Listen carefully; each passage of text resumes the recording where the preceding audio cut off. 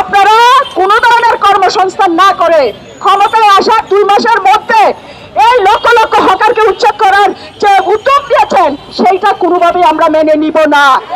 আমরা বলতে চাই, আর এক শ্রেণীর ভদ্রলোক আছে, তাদের বিষয়ে আমি একটা কথা বলতে চাই। পত্রিকায় দেখেছি, আবার আমি ফেসবুকে যে লিখেছি হকারদের পক্ষে, সেখানে এসে আমার বিরুদ্ধে ক্ষোভ দেখাচ্ছে, তাদের নাকি হাঁটতে অসুবিধা হয়।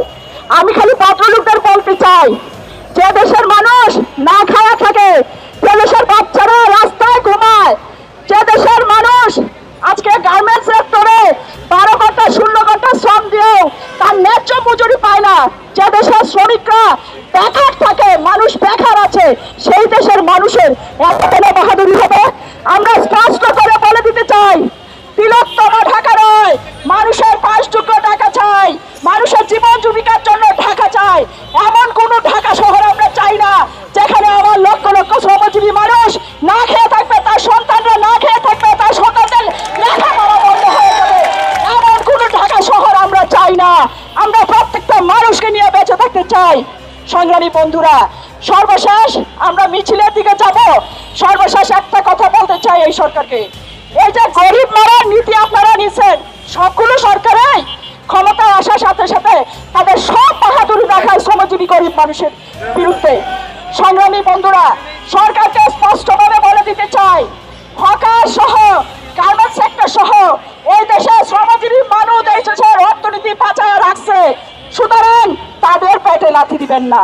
আরেকটা কথা হকার ভাইদেরকে আমরা বলতে চাই, অনেক সময় আমরা বলি আমরা রাজনীতি নিয়ে ভাবতে চাই না, রাজনীতি নিয়ে ভাবতে হবে। এই দেশের অর্থনীতি চালায় গরিব মানুষ, শ্রমজীবী মানুষ। যখন এই দেশের রাজনীতি নিয়ে মাথা কামাবে এই দেশের শ্রমজীবী গরিব মানুষ, তাহলে এই দেশের অবস্থার পরিবর্তন হবে। সংগ্রামী বন্ধুরা, সর্বশেষ একটা কথা বলতে চাই, আজকে আমরা দাবি করেছি আমাদের যে হকার ইউনিয়নের 10 দফা দাবি, সেই 10 দফা দাবির মধ্যে সুনির্দিষ্ট করে আমাদের বলা আছে পুনর্বাসন ছাড়া একটা হকার উচ্ছেদ চলবে না। দ্বিতীয় কথা, হকাররা ট্যাক্স দিতে চায় সরকারকে, কোনো চাঁদাবাজের কাছে চাঁদা দিতে চায় না। সংগ্রামী বন্ধুরা, এছাড়াও হকারদেরকে ফুটপাতের জায়গা রেখে কিভাবে বসানো যাবে তারও পরিকল্পনা আছে হকার্স ইউনিয়নে।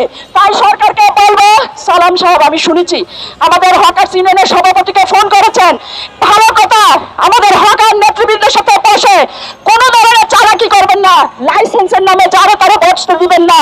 এখানে নতুন